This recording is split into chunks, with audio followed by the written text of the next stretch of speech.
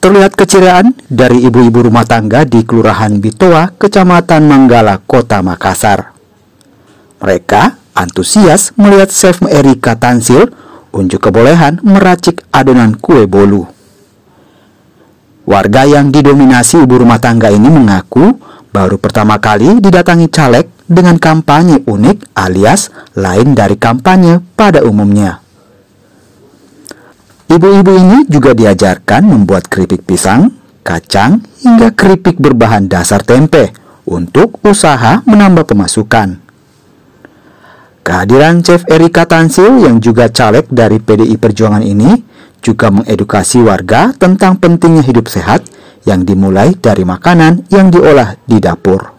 Kalau dari saya, dari Ibu Caleg ini yang sudah mengadakan pelatihan ini, saya sangat bangga dan berterima kasih karena melalui Ibu Erika Tansil ini kami mendapatkan banyak pelajaran dan banyak kami membutuhkan promosi untuk diperkenalkan produk kami di tempat ini. Terlebih ada produk-produk kami seperti keripik tempe, kacang sembunyi, keripik pisang, itu kami mohon kepada Ibu Erika Tansil supaya dipromosikan lebih luas lagi.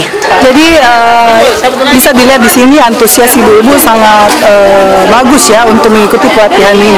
Jadi hari ini kita mengadakan pelatihan pembuatan kue bolu, di mana kue bolu ini bisa akan dipraktekkan langsung di rumah dan dipasarkan seperti itu. Ada juga beberapa produk UMKM yang diperlihatkan seperti apa?